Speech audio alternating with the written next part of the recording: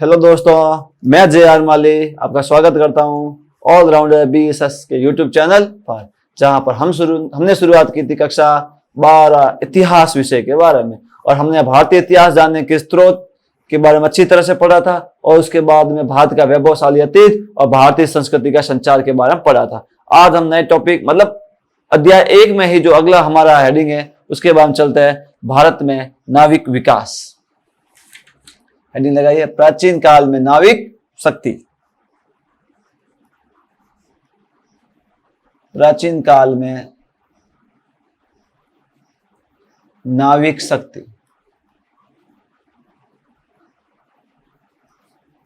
प्राचीन काल में नाविक शक्ति कि भारत में प्राचीन काल में नावें भी चलती थी, जहाज भी चलते थे। उसके बारे में हमारे नाविक शक्ति का विकास कितना हो चुका था उसमें पढ़ते हैं कि सिंधु नदी में, जो हमारी नदी सिंधु नदी में 6000 वर्ष पूर्व 6000 वर्ष पूर्व जलयानों के चलने के साक्ष्य मिले हैं। हमें प्रमाण मिले हैं कि सिंधु घाटी या सिंधु नदी में आज से 6000 वर्ष पूर्व भी नावें चलती थी। और संस्कृत का एक शब्द है नव। संस्कृत भाषा का शब्द कौन सी भाषा है? संस्कृत। संस्कृत भाषा का नव शब्द जलयान के लिए ही प्रयोग होता था। जलयान के लिए ही प्रयोग होता था। तो नव शब्द किसके बना है? संस्कृत भाषा का। और किसके लिए? जलयान के लिए। और इससे संबंधित विद्या जो जलयान चलाते थे, इस विद्या को कहते थे नवगति। नवगति। जलयान चलाने की गति को या विद्या को क्या कहते थे? नवगति। और बाद में उर्दू का नाव शब्द, ये जो नाव शब्द है ये कौन सी भाषा का है? उर्दू का। नाव शब्द उर्दू का नव से ही बना है।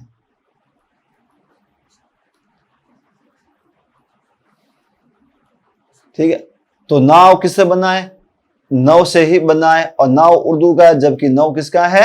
संस्कृत भाषा का। अंग्रेजी शब्द नेविगेशन, आप लोगों ने सुना है मोबाइल में, नेविगेशन। इसको काट देते हैं, सही नहीं लिखा, नेविगेशन। अंग्रेजी शब्द नेविगेशन।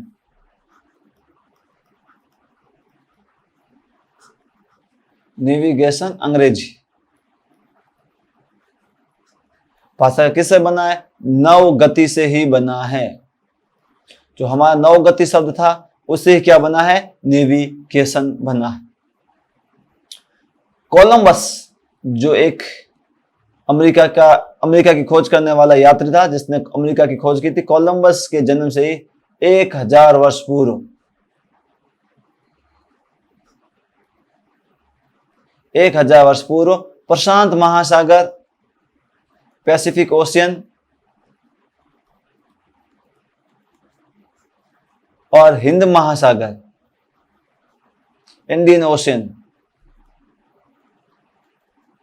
महासागर में भारतीय जलयान तूफानों का सामना करते थे या कर रहे थे। तो कोलंबस के जन्म से, क्योंकि जो विश्व में अनेक जलमार्गों की खोज की हुई है जो जलयानों के माध्यम से ही है, जिसमें कोलंबस ने अमेरिका की खोज की थी 1492 ईस्वी में, उसके जन्म से ही हजारों वर्ष पूर्व भारत में भी नावें चलती थी।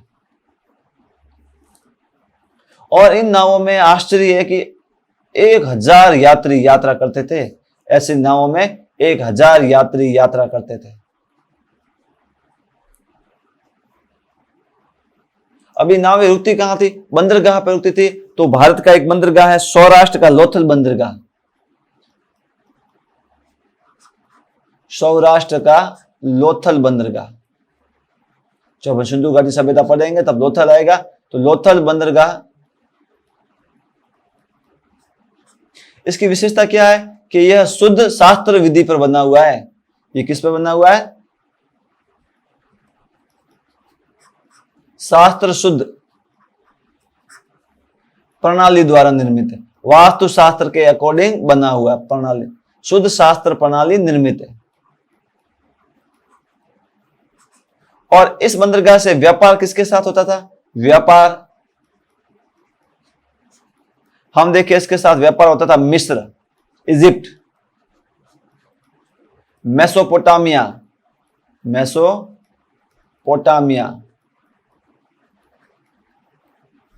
ईरान, इन देशों के साथ व्यापार होता था लोथल बंदरगाह से। हमारा जो पश्चिमी तट है, पश्चिमी तट पर भी कुछ बंदरगाह है। एक है सोपारा और दूसरा भृगु कच्छ, भृगु कच्छ। हमने एक पुस्तक देखी थी, Periplus of the Erythraean Sea, Periplus, लाल सागर की यात्रा। पेरिप्लस में हमने पढ़ा था कि इसके अंदर बंदरगाहों का उल्लेख मिलता है। तो कि कौन कौन से बंदरगाहों का उल्लेख मिलता है? तो इसके अंदर चोल,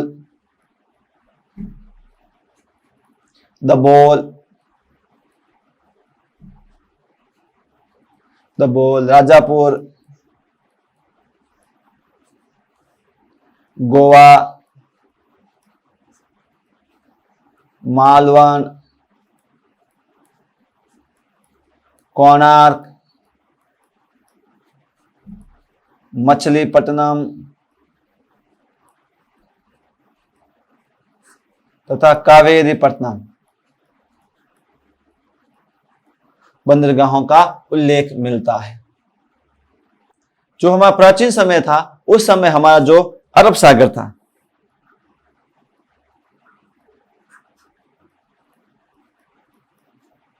अरब सागर को हम रत्नाकर के नाम से जानते थे। और जो हमारे बे ऑफ बंगाल है, यानी बंगाल की खाड़ी,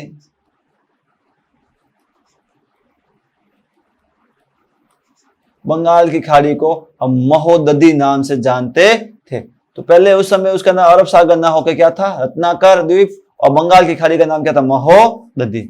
जो हमारी जातक कथा है, जिसमें वो महात्मा बुद्ध के पूर्व जन्मों की कथा मिलती है, तो जातक ग्रंथों में 10 यात्रियों को ले जाने वाले जहाजों का उल्लेख मिलता है। 10 यात्रियों को ले जाने वाले। तो हम कह सकते हैं कि हमारे जलयान निर्माण उस समय विकसित था। ले जाने वाले 10 यात्रियों को ले जाने वाले जहाज का उल्लेख मिलता है।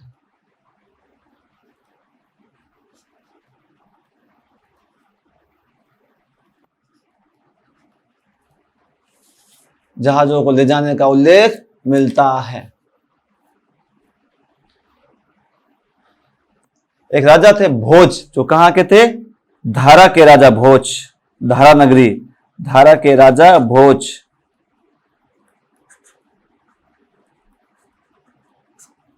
धारा के राजा भोज ने एक पुस्तक लिखी थी, युक्ति कल्पतरु, युक्ति कल्पतरु। इस पुस्तक में किसके बारे में जानकारी मिलती है? नौका निर्माण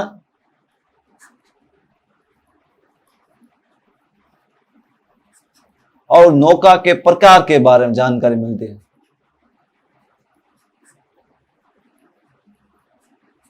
युक्ति कल्पतरु में किसकी जानकारी मिलती है? नौका निर्माण और नौका के प्रकार की। और पुस्तक किसने लिखी थी?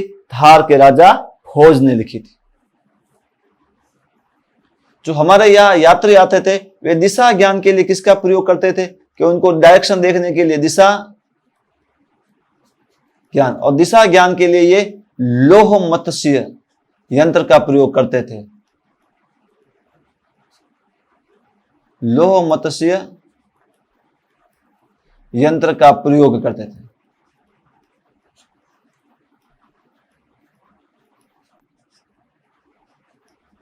जो हमारे यहाँ पे यात्रा करने आते थे, उसको दिशा डायरेक्शन देखने के लिए किस चीज की आवश्यकता होती थी? लोह मत्स्य यंत्र की आवश्यकता होती थी। मतलब कैंपस के समान ही था, जिसमें दिशाओं का ज्ञान होता था।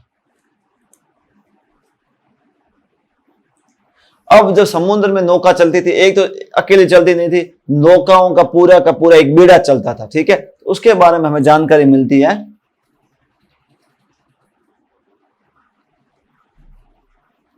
समुद्र में नौकाओं का अध्यक्ष क्या कहलाता था? नौकाओं के समूह का अध्यक्ष, नौकाओं के समूह का अध्यक्ष, ये नौका अध्यक्ष कहलाता था।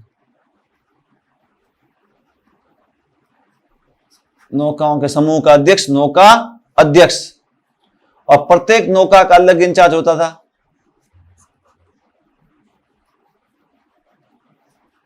प्रत्येक नौका का अध्यक्ष वो कहलाता था महास्वार्थ। महास्वार्थ, या इसके लिए एक और शब्द कर्णधार। और जो पतवार संभालने का कार्य, पतवार, चप्पू, पतवार संभालने का कार्य,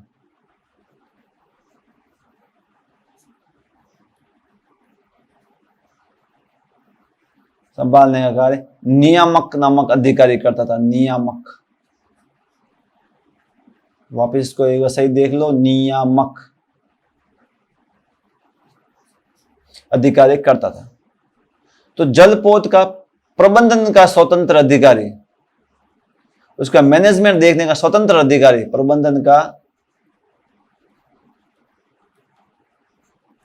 स्वतंत्र अधिकारी, ये कहलाता था क्षत्र शमीग्राहक। क्षत्र शमीग्राहक क्या कहलाता था? प्रबंधन का स्वतंत्र अधिकारी। ये था हमारे प्राचीन भारत में नौ शक्ति का विकास। इसके अंदर शुरुआत से देखते हैं वापिस, हमने अब तक क्या पढ़ा? प्राचीन काल में नाविक शक्ति, सिंधु नदी में 6000 वर्ष पूर्व नाव चलने के प्रमाण मिले। नौ शक्ति, नौ शब्द संस्कृत भाषा का है, और इसकी जो विद्या जलयान कहलाती थी, नौ गति कहलाती थी। बाद में उर्दू का शब्द बना नाव, और अंग्रेजी का नेविगेशन इसी नौ गति से ही बना है। कोलंबस के जन्म से 1000 वर्ष पूर्व प्रशांत महासागर और हिंद महासागर में हमारी नावें तूफानों का सामना करती थी, और इसके अंदर 1000 यात्री भी यात्रा करते थे। सौराष्ट्र का जो लोथल बंदरगाह है वो सुस्त शास्त्र पद्धति से निर्मित है, और इस बंदरगाह से मिस्र, मेसोपोटामिया, ईरान के साथ व्यापार होता था। हमारा पश्चिमी तट पर सोपारा और भरगुकच नामक बंदरगाह थे। पेरिप्लस नामक ग्रंथ में किस चोल, दबोल, राजापुर, कोणार्क, मछलीपट्टनम, गोवा, मालवण, कावेरीपट्टनम बंदरगाहों का उल्लेख मिलता है। इसके माध्यम से व्यापार होता था। अरब सागर का प्राचीन नाम क्या था? रत्नाकर। बंगाल की खाड़ी का महोनदी था। जब तक ग्रंथों में 10 यात्री को ले जाने वाले जहाजों का भी उल्लेख मिलता है। धारा के राजा भोज ने युक्ति कल्पत्रु नामक ग्रंथ लिखा, जिसमें नौकाओं के प्रकार, नौकाओं के निर्माण के बारे में जानकारी मिलती है कि नौकाओं का निर्माण कैसे होता है और किस प्रकार, इसके अलग अलग प्रकार के, और दिशा ज्ञान के लिए लौह मत्स्य यंत्रों का ये प्रयोग किया करते थे। और नौकाओं के समूह का अध्यक्ष नौका अध्यक्ष कहलाता था। प्रत्येक नौका का अलग अध्यक्ष था, जिसे महासारथ या कर्णधार कहते थे, और पतवार संभालने का कार्य नियामक या नियामक नामक अधिकारी करता था, और प्रबंधन का स्वतंत्र अधिकारी क्षत्र शमीग्राहक कहलाता था। आपको ये वीडियो अच्छा लगा है तो लाइक कीजिए और सब्सक्राइब करना बिल्कुल ना भूलें। अगर आप इस चैनल पर नए हैं तो सब्सक्राइब जरूर कीजिए, और जो पास बेल आइकॉन उसे भी दबा दीजिए, ताकि हमारे नोटिफिकेशन समय समय पर आपको प्राप्त होते रहे। अब हम अगले चैप्टर आगे बढ़ते हैं हमारे पाठ में, यूनिट में, तो वो है भारत में प्रागैतिहासिक पाषाण संस्कृति। भारत में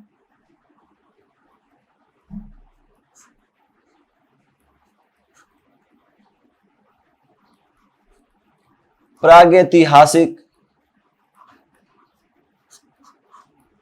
और पाषाण संस्कृति।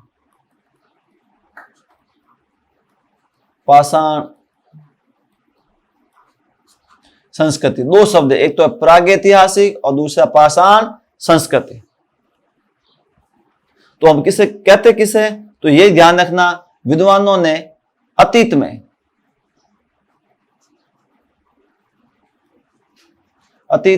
मानव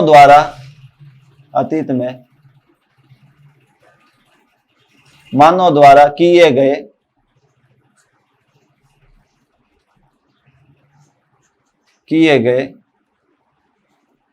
कार्यकलापों को दो भागों में बांटा।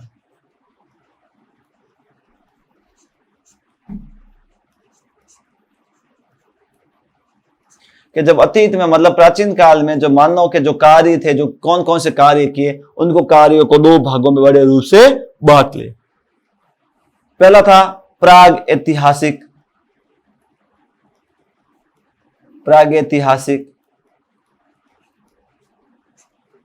और दूसरा है ऐतिहासिक।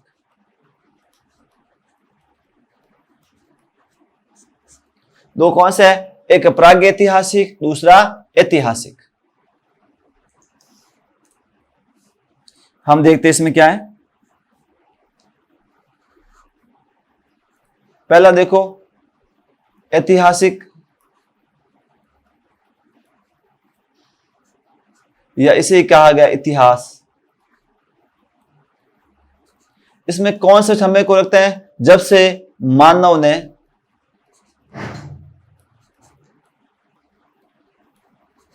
पढ़ना लिखना प्रारंभ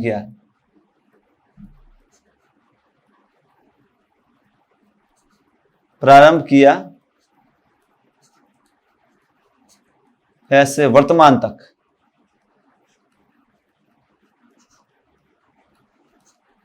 और प्रागैतिहासिक क्या है?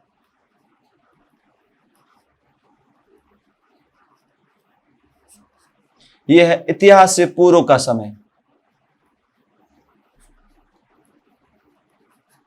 इतिहास के पूर्व का समय। देखो, हम इतिहास जब देखते हैं कि जब मानव पढ़ना लिखना नहीं जानता था, तो उस समय को क्या कहते थे? प्राग ऐतिहासिक। या हम दूसरी भाषा में कह सकते हैं, मानव इतिहास की जानकारी हमें सिर्फ पुरातात्विक स्रोतों के आधार पर ही मिलते हैं, लिखित साक्ष्य हमें नहीं मिलते हैं। दूसरा ऐतिहासिक काल, इसके अंदर हमें लिखित साक्ष्य मिलते हैं और पुरातात्विक साहित्य भी मिलते हैं। और इसके बीच एक थोड़ा सा कहीं मतलब अर्ध ऐतिहासिक काल, जिसके अंदर हमें लिखित साक्ष्य तो मिले हैं परंतु हम उसे पढ़ नहीं सकते, जैसे सिंधु घाटी सभ्यता। तो बड़े रूप में कौन से है? ऐतिहासिक और प्रागैतिहासिक। ऐतिहासिक में जब से मानव ने पढ़ना लिखना प्रारंभ किया से वर्तमान तक, और दूसरा प्रागैतिहासिक। और प्रागैतिहासिक में क्या है? इतिहास से पूर्व का समय, जब से मानव लिखना पढ़ना नहीं प्रारंभ किया था। ठीक है। जो प्रारंभिक मानव थे उसके सबसे पहले उपकरण किससे निर्मित थे? अधिकांश उपकरण पत्थर से निर्मित थे।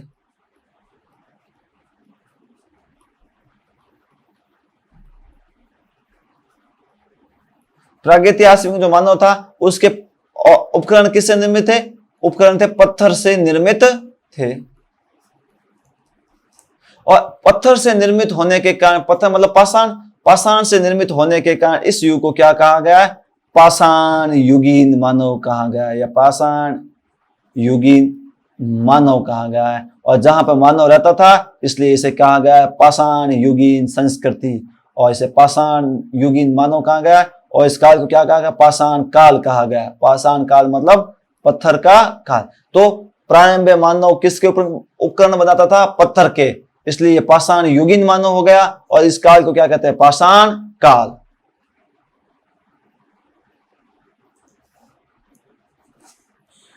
जो भारत में सबसे प्रारंभिक अवशेष कह सकते हैं, जो शिवालिक पहाड़ियां है, शिवालिक पहाड़ियों पर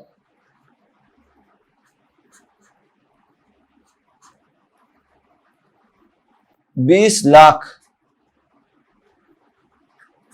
वर्ष पूर्व के पाषाण उपकरण मिले हैं।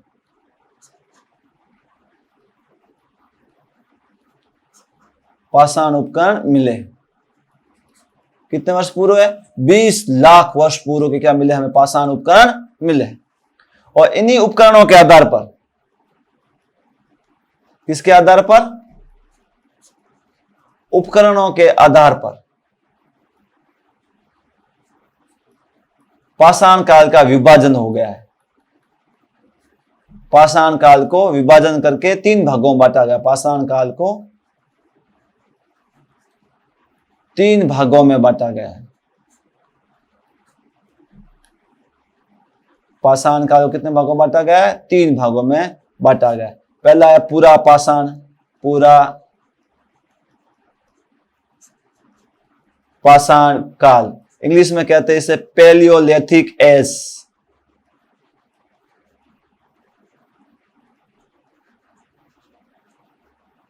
दूसरा है मध्य पाषाण काल, मध्य पाषाण काल, इसे कहते हैं मीसोलिथिक एज। और तीसरा है नवपाषाण काल, और इसे कहते हैं नियोलिथिक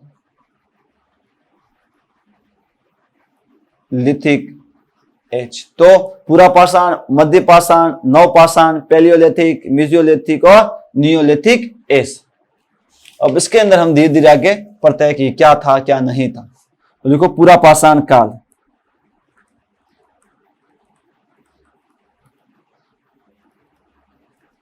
पूरा पाषाण काल का समय क्या है? 20 लाख वर्ष। 20 लाख वर्ष पूर्व इस समय मानव ने क्या किए? प्रथम बार उपकरण बनाए।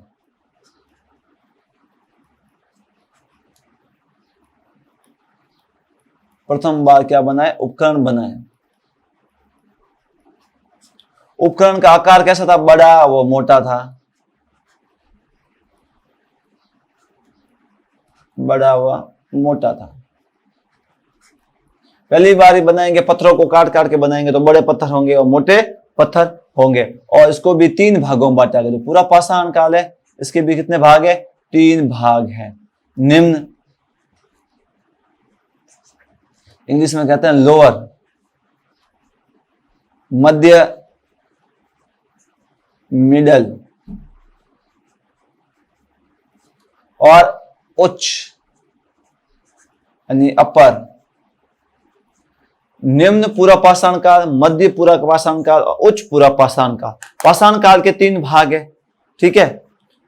पूरा पाषाण, मध्य पाषाण और नवपाषाण। जो पूरा पाषाण काल के 3 भाग है, निम्न पूरा पाषाण, मध्य पूरा पाषाण और उच्च पूरा पाषाण। अब दूसरा चलते हैं मध्य पाषाण काल। यहां लिखते हैं मध्य पाषाण काल, मीसोलिथिक एज, मध्य पाषाण। समय कितना है इसका? 12,000 वर्ष पूर्व। वर्ष पूर्व। उपकरणों का आकार कैसा होता गया? छोटा, आकार छोटा या सूक्ष्म होता गया। इस कारण से क्या कहा गया? सूक्ष्म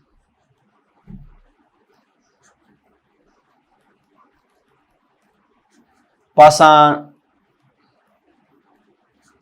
उपकरण। सूक्ष्म, ये सूक्ष्म पाषाण उपकरण कहा गया। इसमें मानव ने क्या किया? मानव अखेट व खाद्य संग्रह पर निर्भर था। अखेट यानी शिकार, अखेट व खाद्य संग्रह पर निर्भर था। खाद्य संग्रहण, पशुओं का शिकार करता और जो भी खाद्यान्न सामग्री जो पेड़ों से प्राप्त होती जंगलों में, उसका संग्रहण करता है। अगर मनुष्य पशुपालन करेगा, शिकार करेगा, तो पशु एक स्थान से दूसरे स्थान पर जाता है, तो उसका मतलब यहाँ पर मनुष्य एक स्थान पर स्थायी रूप से निवास नहीं करता था। और धीरे धीरे मनुष्य क्या हुआ? पशुपालन की तरफ अग्रसर। पशुपालन किया नहीं, पशुपालन की तरफ क्या हुआ? अग्रसर।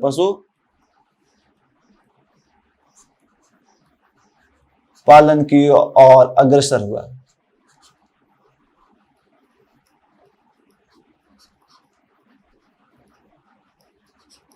अग्रसर हुआ। अब जब मनुष्य खाद्य संग्रहण किस में करेगा? तो मिट्टी के बर्तनों का उपयोग लेने लगा। मिट्टी के बर्तनों का उपयोग लेने लगा।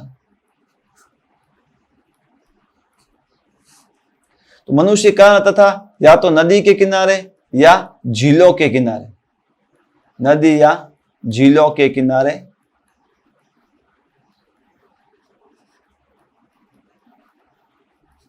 गोल झोंपड़ियों में निवास करने लगा।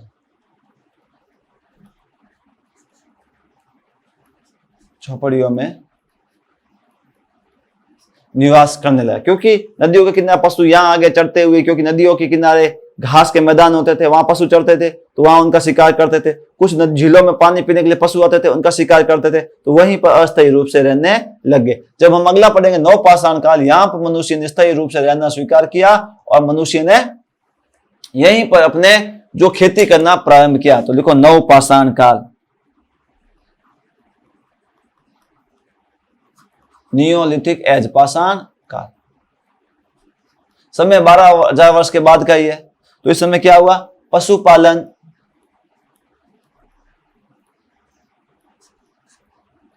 व कृषि की शुरुआत। जो मध्य पाषाण काल था वहां पर सिर्फ पशुओं का शिकार होता था, जबकि यहां पर पशुओं को पालना शुरू कर दिया और कृषि की भी क्या होगी? शुरुआत। ये सीधा सा क्वेश्चन पूछते हैं, पशुपालन और कृषि की शुरुआत कौन से काल में हुई? तो नवपाषाण काल में। जो यहाँ पर उपकरण क्या हो गए? और भी ज्यादा पशु हाईटेक हो गए, तो पशुपालन और कृषि से संबंधित होने लगे, जैसे कुल्हाड़ी, वसूला भाले जैसा होता था, हथौड़ा, ओखली, सिल लोढ़ा, जो दाल पीसने के लिए गांव में होता है, सिल लोढ़ा। और जो ये उपकरण किससे निर्माण बनते थे? तो उपकरणों का निर्माण होता था बेसाल्ट जैसे कठोर पत्थर से। तो बेसाल्ट के कठोर पत्थर से, बेसाल्ट के कठोर पत्थर से।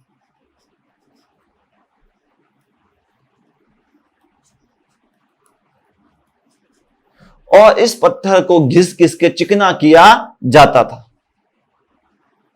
और जब मनुष्य ने पशुपालन करेगा, जब कृषि करेगा, तो कृषि की एक फसल होने में 3 से 4 महीने लगेंगे। अब उस 3-4 महीनों की फसल को पशुओं से बचाने के लिए, जंगली जानवरों से बचाने के लिए एक स्थान पर रहना होगा। अब इसके लिए मनुष्य ने धीरे धीरे मकान बनाना या अपने स्थायी निवास करना प्रारंभ किया। अब एक स्थान पर रहने से मनुष्य में क्या होगा? आर्थिक और सांस्कृतिक विकास होगा।